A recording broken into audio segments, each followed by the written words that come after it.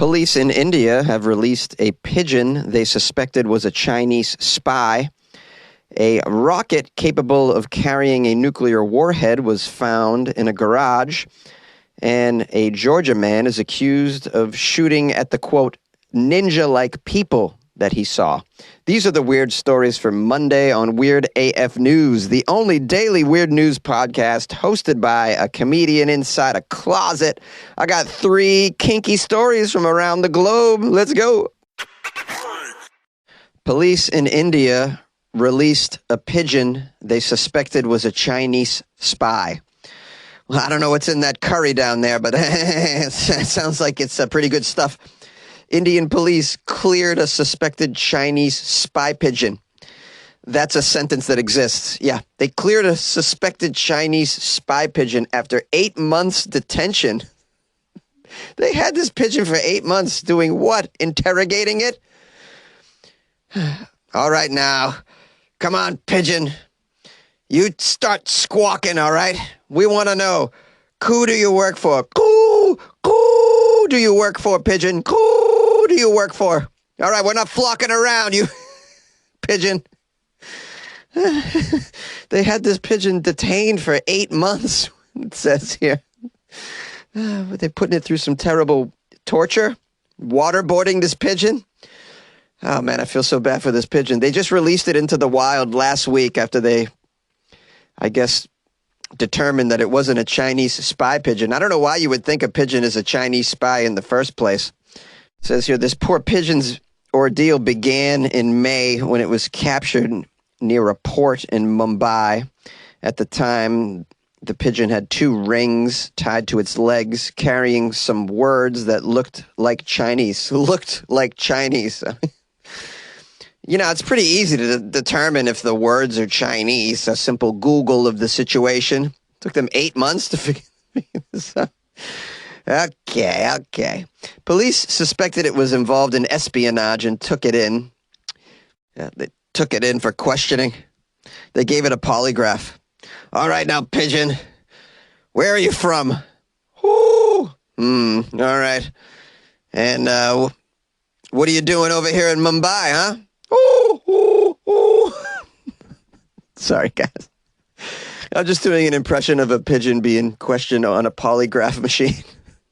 You know, your typical Weird AF News incident. It says, eventually it turned out the pigeon was not a spy working for China. They determined that it was an open water racing bird from Taiwan that had escaped and made its way all the way to India.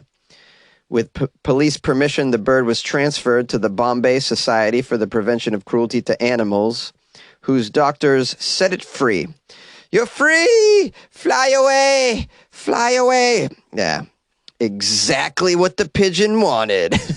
Update, the bird was last seen flying back to Beijing to report back to base. Now, the article goes on to say this isn't the first time a bird has come under police suspicion in India. I guess this is a thing down there.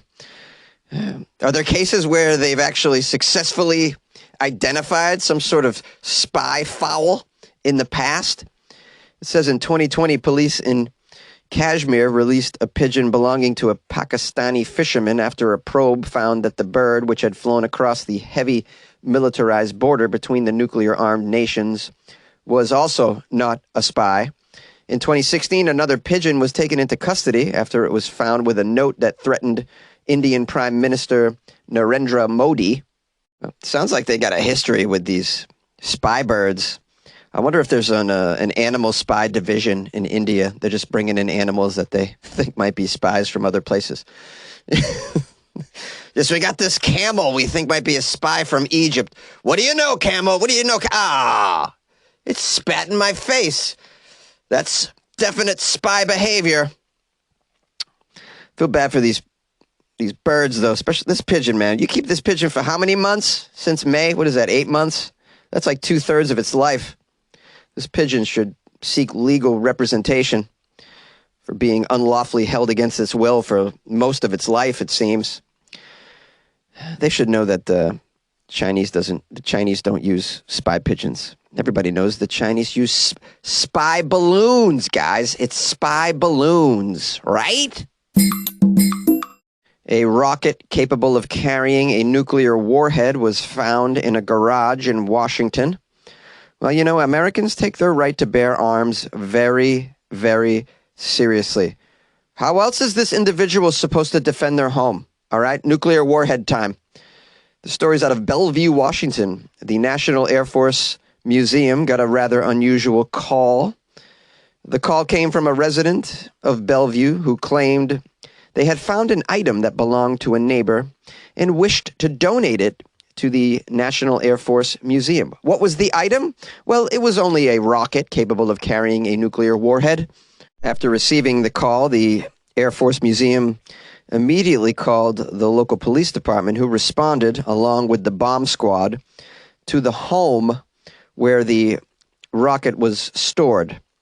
Bomb squad members inspected the object and learned that it was a Douglas AIR-2 Genie, an unguided air-to-air rocket that is designed to carry a 1.5 kiloton W-25 nuclear warhead.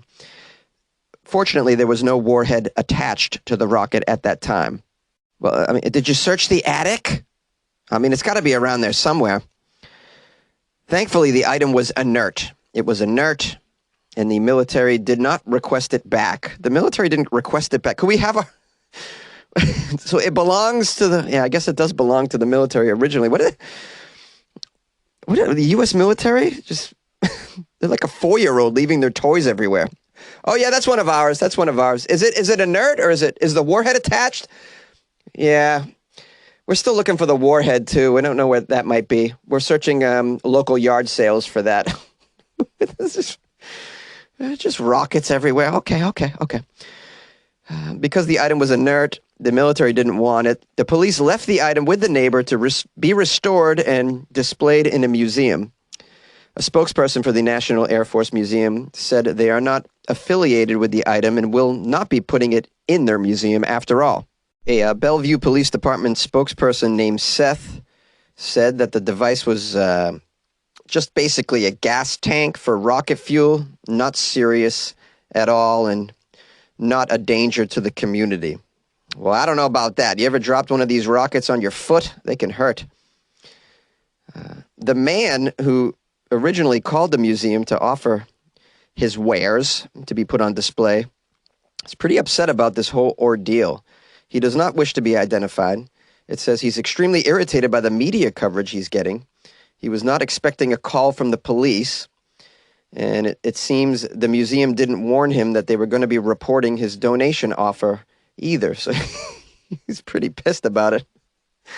Hey, well, can I donate a rocket? You got to tell the world, huh? Wow. All right, buddy. Well, yeah, I mean, this guy's being foolish. He's not taking advantage of the situation. This could be a money-making scheme for him.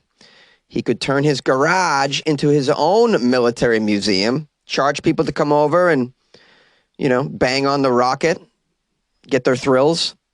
We have one more quote from the local police, who have quite a sense of humor. They say, "We think it's going to be a long, long time before we get another call like this again. We think it's going to be a long, long time." They were referring to the Elton John song Rocket Man. You guys know Rocket Man? It's going to be a long, long time. Touchdown brings me round and get too high. I'm a oh man, I think I am a oh no. I'm a rocket man. Rocket man! Running a rocket in my garage today. Hey, do you want to create a podcast? Well, Spotify's platform lets you easily make, record, distribute a podcast everywhere and even earn money. And it's all in one place. And it's free. It's called Spotify for Podcasters. You can record, edit on your phone or your computer, send it to Spotify and everywhere podcasts are heard. They even have video podcasting options as well. Spotify for Podcasters allows you to earn money with ads and subscriptions too. Best of all, it's free. Try it. download Spotify for podcasters or go to spotify.com/podcasters to get started. And good luck with your podcast. Good luck with your life, man. A man is accused of shooting his gun off at ninjas. Sometimes your biggest enemy is the one who's not even there. This apparently happened to a man in Marietta, Georgia. This poor man is accused of shooting a total of 127 rounds at what he described as ninja-like people who are after him. His name is Richard Ray West. He's 37 years old. He's been accused of shooting many rounds from a .40 caliber handgun. The incident happened at the J&R Cycle Shop near Dickerson Road. You guys know the area. It was reported that this man destroyed a mini fridge, a microwave, a desk, a TV, a space heater, and 2 computer towers belonging to the owner of the cycle shop. Reports that West shot through the glass front door and storefront, tore down a portion of the ceiling panel and insulation, shot through multiple spots along the walls and the garage door, and even broke a wooden bathroom door right off its hinges. After all was said and done, Mr. West even stole a motorcycle from the shop. This guy. You know how it is, though, after you've been awake for 6 days straight, smoking the white stuff that you got from some guy named the Weasel. Sometimes you gotta grab your 9mm and blast a few rounds at those shadowy figures that are moving at the edges of your visions. Let them know. You know they're there. I see you, ninjas. You better get out of my swamp. And then when that doesn't work, you just get on your motorcycle, not your motorcycle, someone else's motorcycle that you've just made your motorcycle, and you drive away from the ninjas. You flee from the ninjas, man. At the bottom of this story, there's a picture of this guy's mugshot, and wow, okay. This guy's like 37 going on 87. Got a lot of methy miles on him, I'd say. And a proud member of our nation's well-regulated militia. This guy. Wow, insane. Insane enough to mistake appliances for Asians, apparently. Well, I mean, ninjas aren't necessarily Asians, right? I think Chuck Norris is also a ninja, and he's a ginger. And my cousin Matt still owns Throwing Stars, so he's technically a ninja still, I'd say. It says here the Marietta police did a thorough investigation and found that there was no ninja bodies, no ninja blood, and really no evidence of ninjas, which means, those are the best dang ninjas in the world, man. They somehow dodged all 127 bullets and got out of there, sight unseen. Unbelievable. Yay! Yay! And I'm gonna be high as a kite by then. Yeah, I think I hit that note pretty good. Pretty good. Not easy. Not easy to do the old Elton John. Sir Elton John. How you guys doing? How was your weekend? I want to thank everybody who reached out to me over the weekend. I got a few emails of people that were upset that I covered a story on Florida Friday about a dog that was sliced by its owner. The dog lived, everybody. The dog lived, and I'm sure by now it has a home, so it's going to be okay, I think. I just want to point out the contradiction, though. I never get emails saying how cruel, and how could I cover a story that a Florida man hurt, maimed, and or killed another human. Yeah, which I've covered many times. Florida man just murders landlord for no reason. I never get a message like, how could you, Jonesy? It's so cruel, but it's a dog. But because it's a dog, everybody, wow, how could you, Jonesy? So cruel what they did to the dog.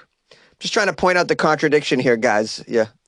In this country, we care more about dogs than human lives, apparently. And I have the data to support this now. So, ridiculous.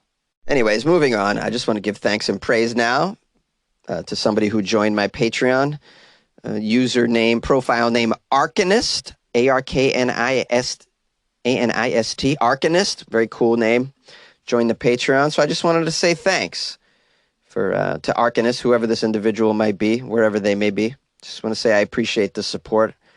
Thanks for joining the Patreon. Please enjoy the extra content that's inside the Patreon. That's a little bonus that you get for becoming a member of the Patreon. You not only get to buy Jonesy a coffee every month, you get to you get access to extra weird material that I put in the Patreon. Stuff that isn't really appropriate for a podcast, I put in the Patreon. And some personal stuff, too. Personal stuff. If you'd like to learn a little bit about your host, the Patreon is where you can do that as well. So appreciate that. If you guys want to join the Patreon, just go to weirdafnews.com and click on the Patreon banner, or go to patreon.com/weirdafnews, or download the Patreon app on your phone and just do a search for Weird AF News. Pretty easy to become a patron and support Weird AF News and support Jonesy. I appreciate that. If you guys would like to email me or call the show, it's funnyjones@gmail.com. And the phone number is 646-450-2012. All right, we'll see you tomorrow. And good luck with your life, man.